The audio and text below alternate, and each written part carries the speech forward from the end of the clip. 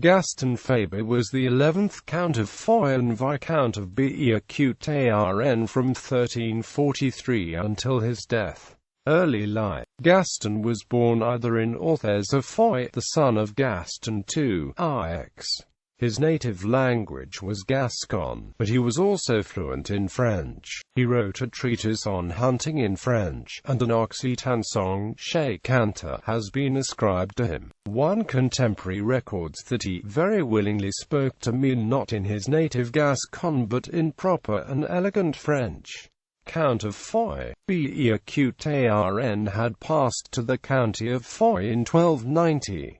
Gaston paid homage to the French king for his own county, but starting in 1347 he refused to give homage for Béarn, which he claimed as an independent fief, with its chief seat his stronghold at Pau, a site that had been fortified by the 11th century, which was later made the official capital of Béarn in 1464. He was succeeded as Count of Foix by Mathieu of Foix Castelbon, a fortune won in battle. The house of Béarn Foix was engaged in a long-running feud with the family of d'Armagnac. In 1362, a battle was fought between the two sides at Lornac. Gaston Fébus was victorious and succeeded in capturing his chief rivals, whom he ransomed for a vast fortune of at least 600,000 florins. This money was stored in the Montquet Tower in Foix, where Fébus also created a gallery of portraits and military trophies to commemorate the event.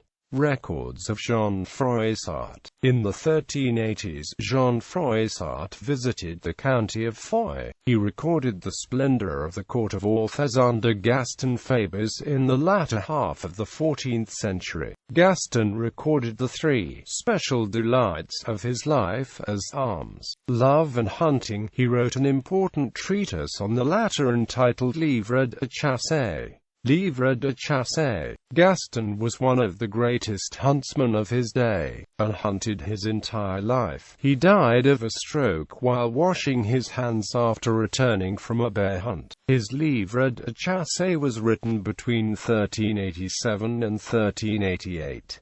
It was dedicated to Philip the Bold, Duke of Burgundy. Recorded in the book are different stages of hunting different animals, as well as describing animal behavior, offering advice to less well-off gentry about how to enjoy hunting without bankrupting themselves, and is even sympathetic to the peasant poacher because he too has the hunting instinct. It is a classic treatise on medieval hunting and noted for one manuscript which has exquisite miniatures illustrating the hunt. Marriage and children. Gaston Fébus married Agnes of Navarre, daughter of Joan II of Navarre and Philip III of Navarre in 1348.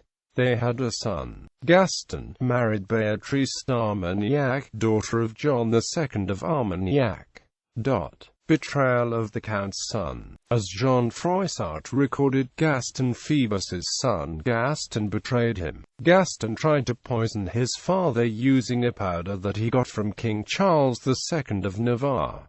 Gaston was caught and imprisoned by his father. Later on, Gaston was accidentally stabbed and killed by his father during a quarrel.